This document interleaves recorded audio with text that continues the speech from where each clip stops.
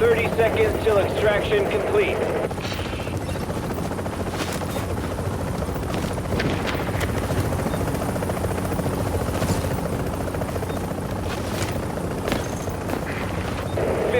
Seconds.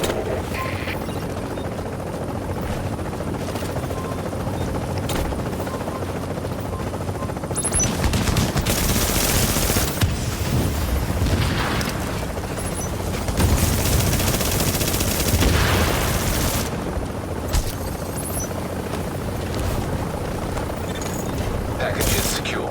Extraction complete.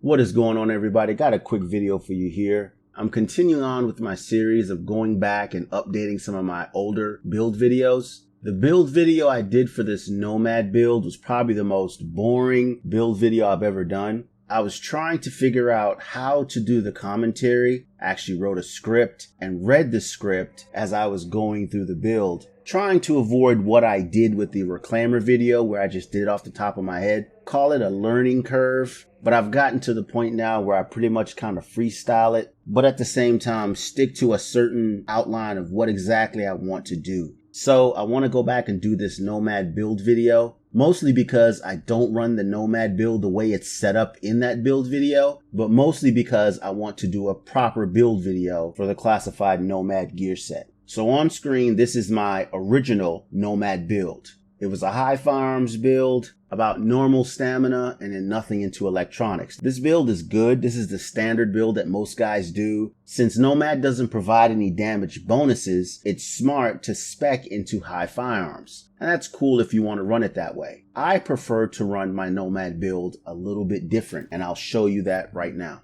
This is the current Nomad build I run with. This is the build that allows you to stand in front of anyone and face tank them as you just unload all of your bullets into them. This is the build that everyone hates because it's so hard to kill you. And I love this build. I'm guilty of it. I love this build. But before I get into this build of how I love it and why I run it, let's quickly go through the build itself. With this Nomad build, all pieces are rolled to stamina. Then I simply backfill with gear mods to unlock Deadly on my SMG. On the chest piece, health, skill haste, and ammo capacity. On the mask, crit chance and burn. On the knee pads, health, burn, shock, and bleed. On the holster, crit chance. On the gloves, SMG damage, crit damage, and skill haste. On the backpack, health, and ammo capacity. With this build, I run a house with Deadly and Unforgiving. My secondary is my usual secondary with Deadly, Predatory, and Determined. This is to farm back my super and to also heal me when I need a heal.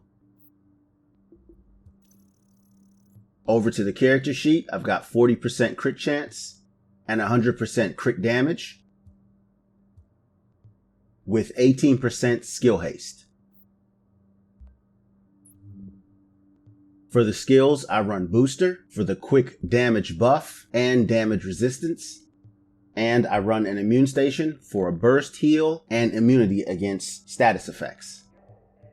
And I run a Blue Super.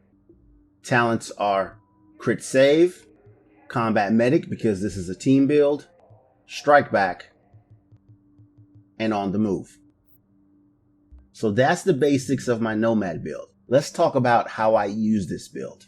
I run this build with a house with Unforgiving on it, and I'm running 9k stamina. I use this build as if it's a walking wall. My goal is to focus anybody in front of me. I don't move, I don't strafe, I don't run. I simply focus and fire. My goal is for them to peel back my health, which I have a lot of health, and to proc Unforgiving. With Unforgiving procced on my house and card counter, when I'm in the last segment of my health, I'm putting out 45% raw damage. This build is designed to face tank and to do it very well, especially when you have your Nomad buff up. And one thing I want to show you guys really quick, when I swap from my current Nomad, you can see here my Nomad buff is up. If I swap to my previous Nomad build, I retain my Nomad bonus. So at any time, I can go from a high firearms build to a high stamina build and still retain my Nomad bonus. That being said, I prefer my 9k Nomad stamina build because it just makes me that much harder to kill. Transmissions jammed. This has been my updated classified Nomad build for 1.8. I hope you found this video helpful. Thank you for watching. Take care, everybody.